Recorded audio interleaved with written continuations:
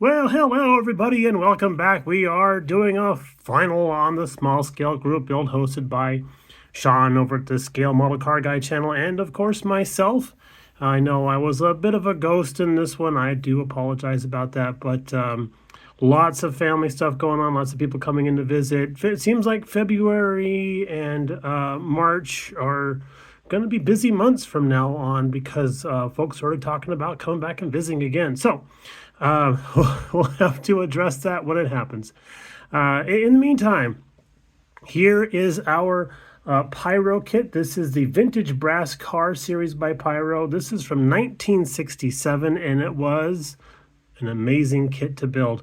Other than the weird goldish colored chrome that was on the car, everything went just fine until we got to one point, and we had made mention in that our last update video about how the tires seemed like they were a little robust. They're a little bit larger than we needed to be. And you'll notice that the tires on the car here seem to fit just fine. Well, that is because Mrs. BG had a brainstorm.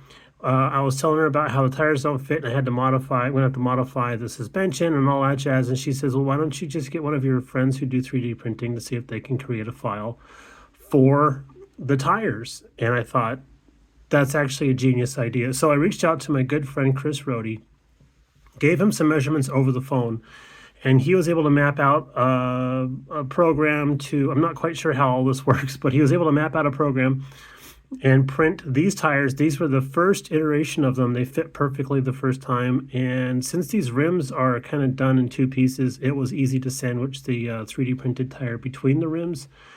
And away we went. So all the measurements of the tire are normal to the original kit tires, except for this, the sidewall is actually smaller. Okay, so that gives us the fit that we needed to on there.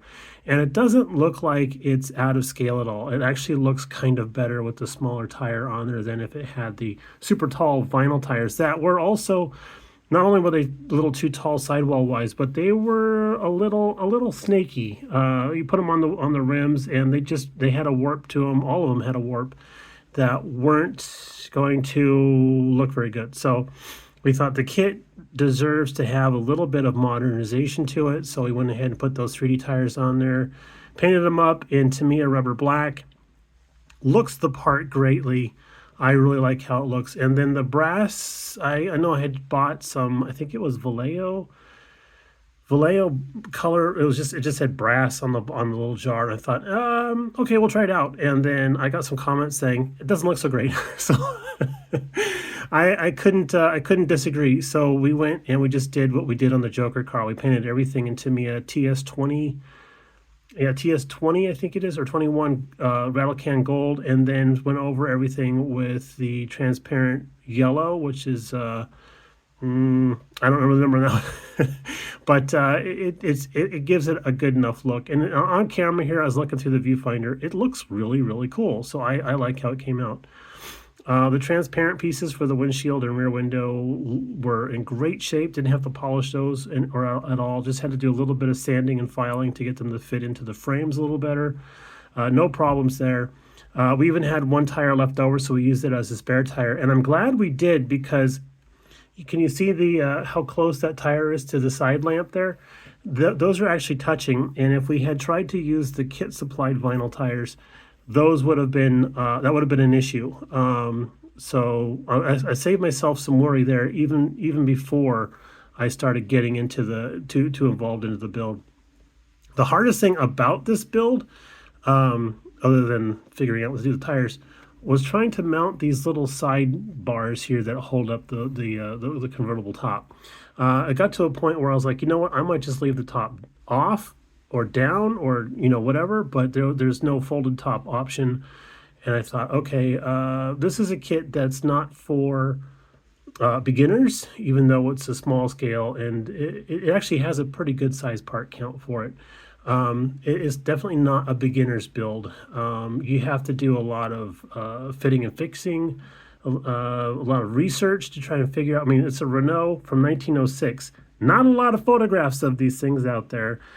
Turns out they call it a Runabout, but in reality it's actually known as the 1906 Renault RH, and I'm not sure what the RH stands for, But this is a very interesting little dude because, of course, we mentioned in the past, as well as Mark Madsen and Matthew Inman on their channels, because they're both doing Renaults as well, that radiator is actually behind the engine. So that was kind of an interesting deal. Really had to pay attention to the fit and finish on that. We did make a little bit of a mistake when we were gluing together all of our lamps because everything was molded in halvesies. Just a little bit of a mistake. Didn't realize that the glass is actually supposed to be sandwiched in there, so we had to do a little bit of filing and shaving on the lenses in order to get those to fit in there just fine. And we succeeded on, well, all of them, I guess. It's the best way to say that. But look at those big old bug eyes sticking out there. So these actually look like lanterns. They do have this little handle piece that's very, very delicate. That's a separate piece that kind of clips on to the lamp itself. And then those are supposed to glue into some little shallowly made holes on the frame. And I was like, yep, that's going to be a problem because the fenders kind of tilt in a little bit, as you can see in this shot. The fenders tilt in a little bit and they kind of squish the lamps a little. So they kind of tilt in a little bit. But I think it gives it kind of like, I mean, these look like eyebrows.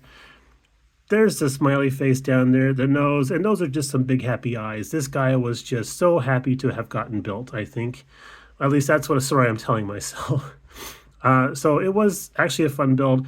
If I had, it wasn't a time management issue. It was just I didn't realize that we were going to have so much going on. So I had planned out the build and everything, and then that all just went down the garbage disposal. But on the interior, we did do a little bit of weathering on the seat to make it look like a little bit of worn leather. Unfortunately, we can't see that. The lighting is so bad in this booth these days.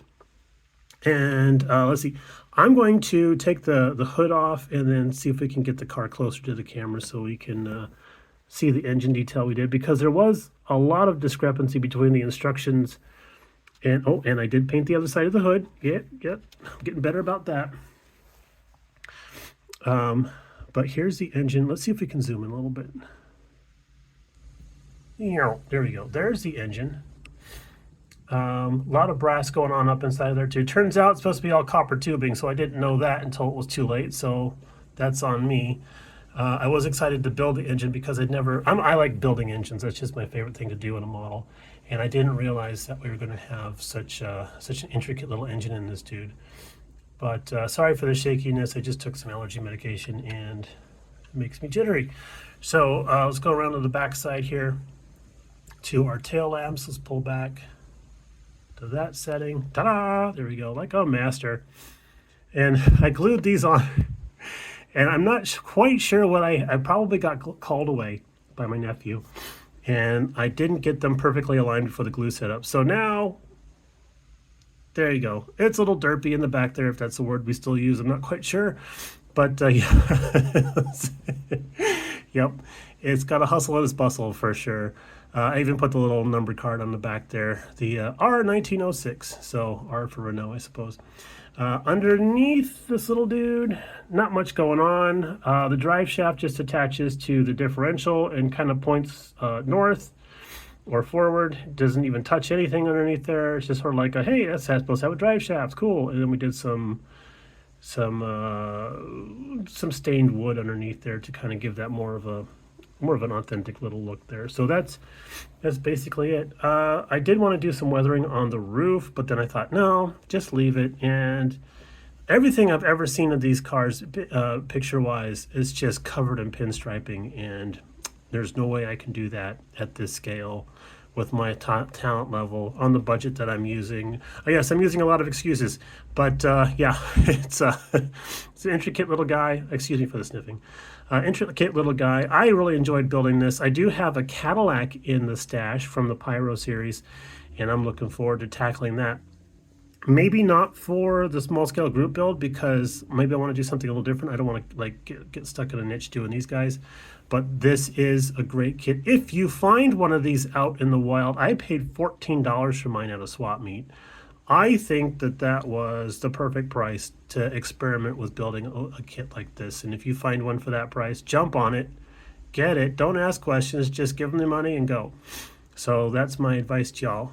All right, folks, thanks for tuning in. Appreciate all the support, all the comments, all the thumbs up. all the subscriptions. It's all greatly appreciated. I wish I could shake each one of your hands in person, but that's not possible as much as we want to try. But yeah, y'all take it easy. We'll talk to you in the next one, and thanks again for your support and all of your kind comments. We'll see you again. Bye now.